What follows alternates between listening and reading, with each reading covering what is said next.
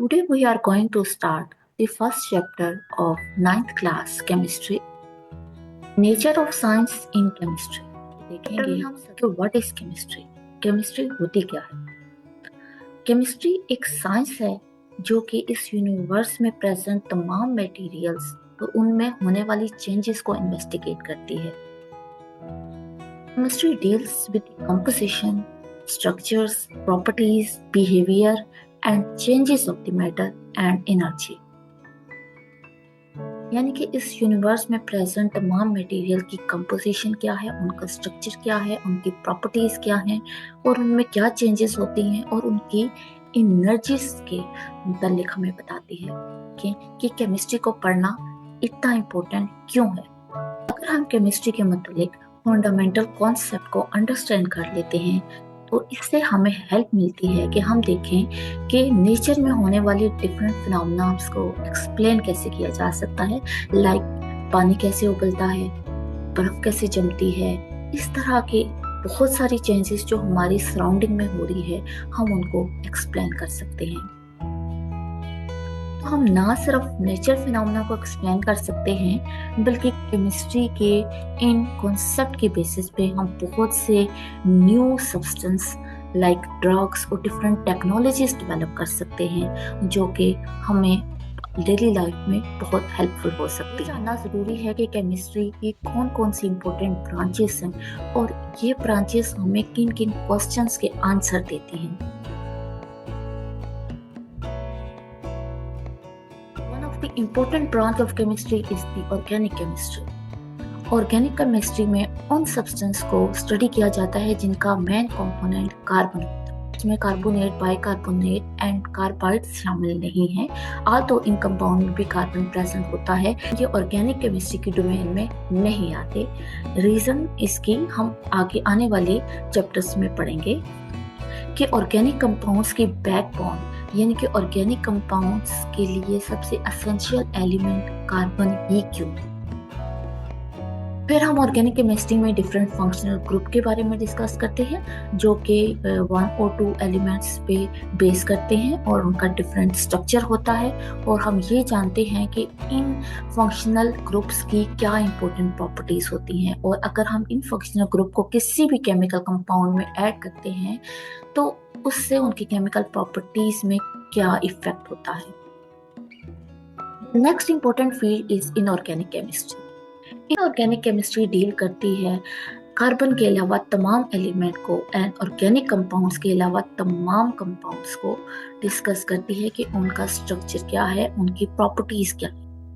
अब जो important question का आंसर हमें इनऑर्गेनिक केमिस्ट्री देती है उसमें फर्स्ट है कि हम कैसे इनऑर्गेनिक कंपाउंड्स को ऑर्गेनिक कंपाउंड से डिफरेंशिएट कर सकते हैं और नेक्स्ट कि पीरियोडिक टेबल को कैसे ऑर्गेनाइज किया जा सकता है. जैसे कि आपको पता है कि हमारे पास 118 एलिमेंट है और 118 एलिमेंट्स को एक पीरियोडिक फॉर्म में, एक टेबल की फॉर्म में ऑर्गेनाइज कैसे किया गया है और क्यों किया गया.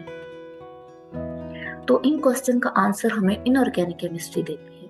The next is physical chemistry. जैसे कि ऑर्गेनिक और इनऑर्गेनिक केमिस्ट्री डिफरेंट टाइप के एलिमेंट्स और उनसे बनने वाले डिफरेंट कंपाउंड्स की कंपोजिशन के बारे में, उनकी प्रॉपर्टीज को डिस्कस करती है.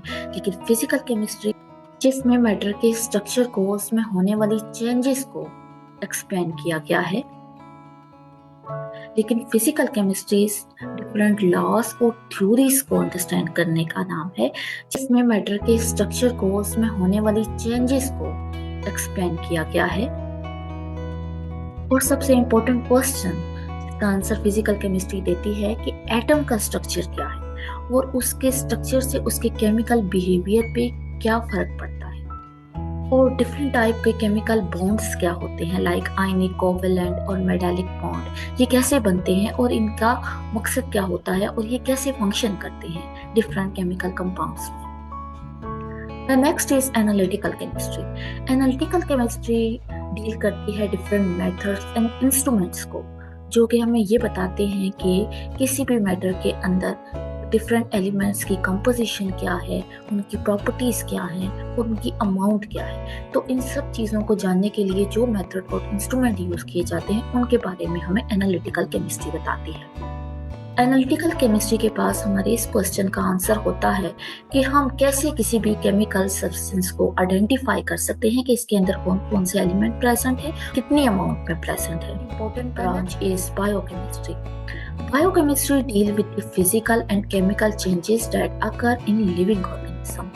तो बायोकेमिस्ट्री आपके पास है chemistry about the living organism, यानी कि लिविंग ऑर्गेनिज्म के अंदर फिजिकल या केमिकल जो भी चेंजेस आती हैं उनको स्टडी करती है बायोकेमिस्ट्री. और बायोकेमिस्ट्री बताती है कि डिफरेंट बायोमॉलिक्यूल्स कितने हैं और उनके क्या क्या फंक्शंस हैं, like carbohydrate, proteins, lipid, nucleic acid, इनका स्ट्रक्चर क्या होता है और इनका लिविंग ऑर्गेनिज्म के अंदर फंक्शंस क्या होता है. The next is environmental chemistry. As the name indicates, chemistry is related to environment. ये स्टडी करती है कि केमिकल्स और टॉक्सिक सब्सटेंस जो कि इन्वायरमेंट को पोल्यूट कर रहे हैं उनके क्या एडवर्स इफेक्ट्स हैं ऑन इन्वायरमेंट पे और इन्वायरमेंट में प्रेजेंट तमाम लिविंग ऑर्गेनिज्म और ह्यूमन बीइंग्स पे.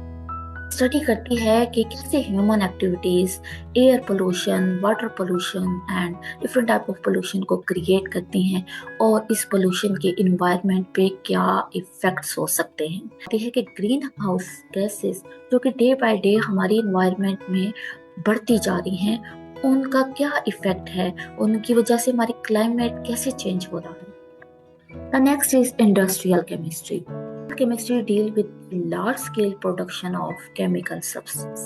जैसे कि केमिस्ट्री हमें ये बताती है कि कैसे न्यू केमिकल सब्सटेंस को प्रोड्यूस किया जा सकता है और किस मेथड से हम लार्ज स्केल में यानी कि ज़्यादा अमाउंट में केमिकल्स को कैसे प्रोड्यूस कर सकते हैं. Next is medicinal chemistry. Chemistry is about the medicines.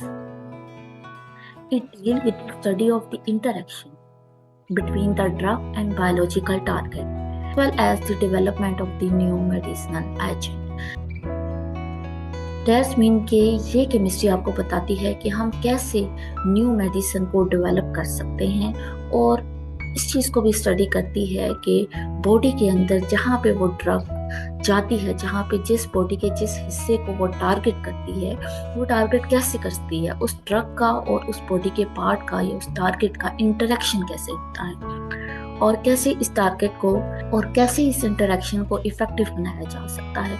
तो ये तमाम चीज़ें स्टडी की जाती हैं इन मेडिसिनल केमिस्ट्री में और ये हमें आंसर करती है कि कैसे हम ड्रग को डिज़ाइन कर सकते हैं, डेवलप कर सकते हैं फॉर स्पेसिफिक थेराप्यूटिक एजेंट, और स्पेसिफिक डिजीज़ को टारगेट करने के लिए, डिजीज़ को क्योर करने के लिए हम कैसे न्यू ड्रग को डिज़ाइन या डेवलप कर सकते हैं. Other one is polymer chemistry. Polymer ऐसे कंपाउंड्स होते हैं जिसमें हमारे पास एक यूनिट होती है जिसको हम मोनोमर कहते हैं, जो कि अटैच होते जाते हैं और आपके पास एक लॉन्ग चेन लाइक कंपाउंड्स जो है वो बनते हैं जिसको पॉलीमर कहा जाता है. तो ये केमिस्ट्री फोकस करती है कि पॉलीमर की स्टडी पे कितने टाइप के पॉलीमर्स बन सकते हैं, उनकी प्रॉपर्टीज़, उनकी यूजेस, उनकी importance and type of polymerization, यानी कि हम किस तरह से उनको बना सकते हैं. तो ये सब डिस्कस किया जाता है पॉलीमर केमिस्ट्री में. इसके एग्जाम्पल में आ जाते हैं हमारे पास सिंथेटिक पॉलीमर जो कि खुद सिंथेसाइज किए जाते हैं, जैसा कि नायलॉन बेयरिंग है, प्लास्टिक बैग्स हैं, पॉलीइथाइलिन कप्स हैं, पॉलीईस्टर है, टेफ्लॉन कोटेड कुकवेयर है, एपॉक्सी ग्लू है. ये सब आपके पास पॉलीमर है. तो ये केमिस्ट्री आपको बताती है कि पॉलीमर होते क्या हैं और कैसे उनके स्ट्रक्चर को डेवलप किया जाता है कि उनकी प्रॉपर्टीज़ को हम इफ़ेक्ट कर सकें, उनकी प्रॉपर्टीज़, डिज़ायरेबल प्रॉपर्टीज़ हम ला सकें. लाइक अगर हमें किसी चीज़ को सॉफ्टनेस लानी है, किसी चीज़ में टफनेस लानी है, किसी चीज़ में प्रोटेक्शन या कोटिंग लानी है, तो उसमें हम उसका स्ट्रक्चर को कैसे चेंज करेंगे कि उसकी प्रॉपर्टीज़ हमारे पास चेंज हो जाएंगी. So this is all about the polymer. Next is geochemistry. Geo कहा जाता है अर्थ को. तो अर्थ की केमिस्ट्री को जो ब्रांच डील करती है दैट इज जियोकेमिस्ट्री. हमें बताती है कि अर्थ क्रस्ट में जो प्रेजेंट डिफरेंट टाइप के जो कंपाउंड्स हैं या एलिमेंट्स हैं उनकी ट्रांसफॉर्मेशन कैसे होती है या उनकी केमिकल कंपोजिशन कैसे हैं और कैसे वो डिफरेंट जगहों पे डिफरेंट एलिमेंट की डिस्ट्रीब्यूशन हुई है in the form of rock, mineral, soil, water and atmosphere के. तो ये बेसिकली जो है वो अर्थ क्रस्ट और डिफरेंट रॉक्स वगैरह मिनरल्स को जो को, उनकी कंपोजिशन को स्टडी किया जाता है। और यहाँ पे ये क्वेश्चन इंपॉर्टेंट है कि कैसे जियोलॉजिकल प्रोसेस या ज़मीन में जो होने वाले डिफरेंट प्रोसेसेस हैं, उससे जो डिफरेंट एलिमेंट्स हैं, 118 एलिमेंट, वो अर्थ क्रस्ट पे कैसे डिस्ट्रीब्यूट हुए हुए हैं, कौन से एरिया में, कौन सी सरफेस में, कौन से जगह पे जो है कौन से एलिमेंट्स प्रेजेंट हैं और उनकी क्या रीज़न हो सकती है। The next is nuclear chemistry. Nucleus के अंदर प्रेजेंट तमाम पार्टिकल्स और उनके अंदर होने वाली चेंजेस को डिस्कस करती है न्यूक्लियर केमिस्ट्री। और न्यूक्लियर केमिस्ट्री ये भी बताती है कि न्यूक्लियर रिएक्शंस जो हैं वो कैसे केमिकल रिएक्शन से डिफरेंट होते हैं और उनकी एप्लीकेशन क्या हो सकती हैं। और the next important things is isotopes and especially the radio isotopes। ऐसे isotopes जो कि रेडिएशन इमिट करते हैं, उन रेडियो isotopes का क्या रोल है इन मेडिसिन में और इन इंडस्ट्री में, तो ये सारी चीज़ों को जो है वो न्यूक्लियर केमिस्ट्री स्टडी करती है। एस्ट्रोकेमिस्ट्री। Astro is just about the space. तो स्पेस में होने वाले प्रोसेसेस को या स्पेस में होने वाली डिफरेंट केमिकल चेंजेस को जो केमिस्ट्री डील करती है, that is एस्ट्रोकेमिस्ट्री। So it deals with the study of chemical processes and that occur in the astronomical environment such as stars, planets, comets and interstellar spaces। एस्ट्रोकेमिस्ट्री in questions को deal करती है कि कौन से reactions जो हैं वो एस्ट्रोनॉमिकल एनवायरनमेंट में हो रहे हैं, उनके कितने टाइप्स हैं। So this is all about the different branches of the chemistry and the important questions related to these branches।